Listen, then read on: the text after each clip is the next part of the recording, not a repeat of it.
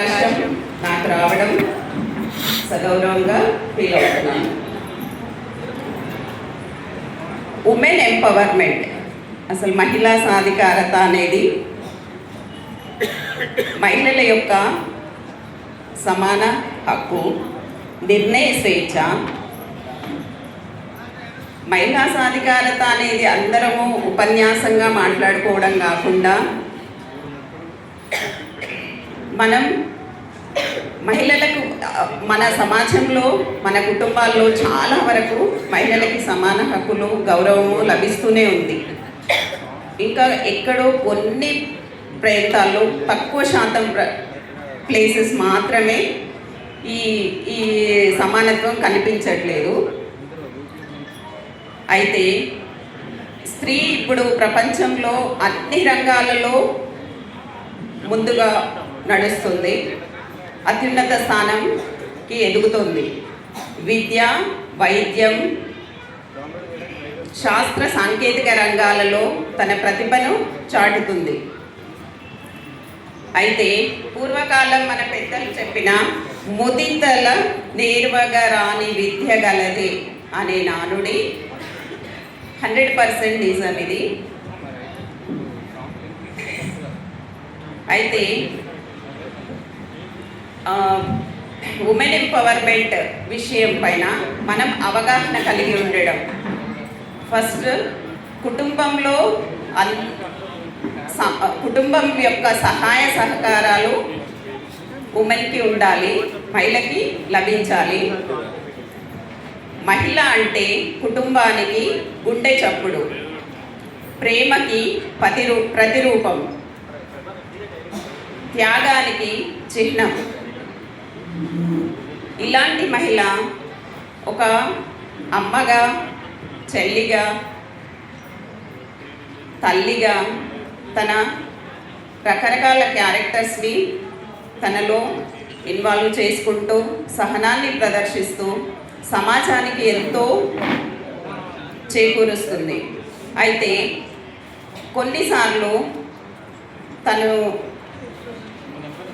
తన ప్రతిభకి కరెక్ట్గా గుర్తింపు లభించినప్పుడు ఆ విషయాన్ని కూడా తనలోనే దాచుకొని తను ఇంకా ఏం చేయాలి అనే విషయంపైనే అవగాహన కలిగి ఉంటుంది. అయితే మరి మహిళ ఒక్కతే ఈ తనకు ముందడుగు వేయగలదా అనే అంశానికి వస్తే ముమ్మాటికి మన కుటుంబ సహాయము, ముఖ్యంగా పురుషుల సహకారంతోనే మనం ఇవన్నీ సాధించగలమని చెప్పడానికి చాలా ఉదాహరణలు మన చరిత్రలో ఉన్నాయి. రుద్రమాదేవి తన తండ్రి గణపతి దేవుని సహాయ సహకారాలతో, తన ప్రోత్సాహంతోనే తను అంత పెద్ద రాజ్యాన్ని అందులో చరిత్రలో నిలిచిపోయింది. అలాగే అహల్యాబాయికి తన మామగారి సహకారంతోనే తను ఇప్పుడు మనకి చరిత్రలో కనిపిస్తుంది. అలాగే చరిత్రలో చూస్తే ఇంకా చాలా మనకి అవగాహన అవుతాయి. ఛత్రపతి శివాజీ గారు అంత పెద్ద మహాత్ముడు అవ్వడానికి తన తల్లి జిజియాబాయి ప్రోత్సాహమే కారణమైంది. అంటే ఇక్కడ మనకి ఈ చరిత్రను చూస్తే అర్థమయ్యేది ఏంటి అంటే పరస్పర సహకారం అవసరం. మనకి స్వేచ్ఛ కావాలి అనడంలో ఏంటి ఆ స్వేచ్ఛ? ఏ విధమైన స్వేచ్ఛ?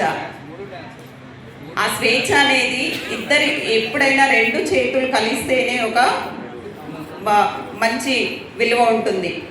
అలాగే వాళ్ళు మనకిచ్చే స్వేచ్ఛని మనం కూడా సద్వినియోగం చేసుకొని మనం కూడా అన్ని రంగాలలో ఏ విధంగా అయితే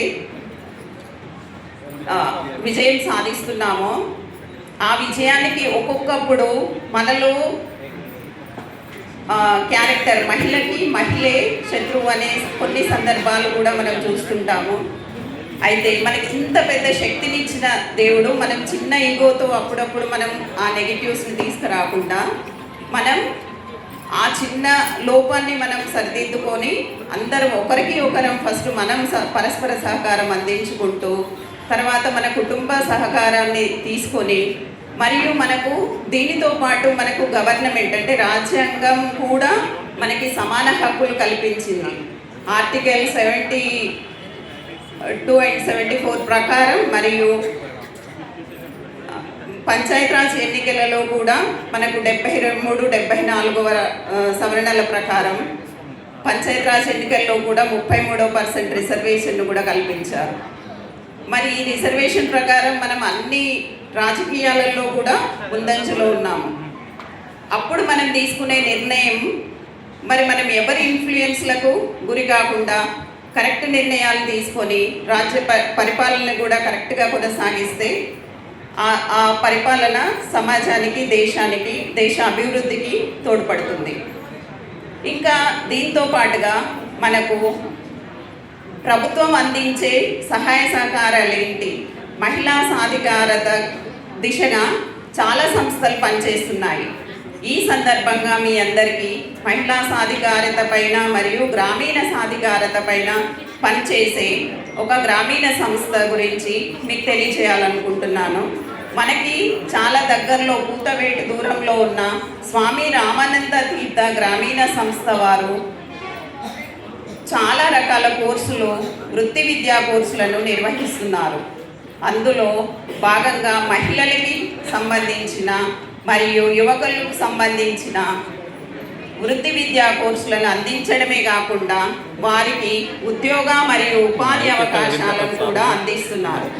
మరి ఇలాంటి అవకాశాలను మనము వినియోగించుకొని మనము మన అవసరాలకు మరియు మన చుట్టూ ఉన్న వారికి ఇలాంటి అవకాశాలు ఉన్నాయనే విషయాన్ని తెలియజేస్తూ మనం సాధికారత సాధిస్తే, మనం ఎంపవర్మెంట్ అవుతే, అంటే మన ఆర్థిక స్వావలంబనను మెరుగుపరుచుకుంటే ఖచ్చితంగా మనం జీవితంలో సక్సెస్ సాధిస్తాము, మన కుటుంబాలకు సహకారం చేస్తాము.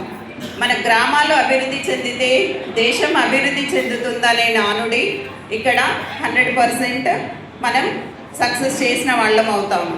కాబట్టి ప్రతి ఒక్కరం మనం ఆర్థికంగా మన కాళ్ళపైనే మనం నిలబడడం, సరైన నిర్ణయాలు తీసుకోవడం, మన దేశానికి మనం అభివృద్ధిలో మనం భాగం పంచుకోవడం చాలా ఇంపార్టెంట్. కాబట్టి ఈ అవకాశం మనకిచ్చి ఫస్ట్ భారతీయ యోగా సంస్థాన్ వారికి మనం చాలా కృతజ్ఞతలు తెలియజేసుకోవాలి. మనం రోజు లైఫ్లో చాలా హడావుడి లైఫ్, ఎప్పుడు మనం మన ఆరోగ్యం గురించి ఆలోచించే పరిస్థితి ఒక నిమిషం కూడా ఉండదు. ఎప్పుడు ఆర్థిక లావాదేవీలు, మన కుటుంబ సమస్యలతోనే పరిగెత్తుతూ ఉండే మనకు ఆ భారతీయ యోగా సంస్థాన్ వాళ్ళు మనందరినీ ఒక దగ్గర ఒక కుటుంబం లాగా ఉంచి ఈ విధంగా కూడా మనకి ఒక కుటుంబ ఫ్యామిలీని క్రియేట్ చేయడం అనేది చాలా సంతోషంగా ఉంది. మనమందరము ఇలాగే ఇంకా మన చుట్టూ ఉన్న వాళ్ళను కూడా ప్రోత్సహించి మన కుటుంబంలో భాగస్థులుగా చేసుకొని మనం ఇలాగే మన జీవనాన్ని కొనసాగించాలని ఈ సభాముఖంగా అందరికీ తెలియజేస్తున్నాను. Thank you all of you. Thank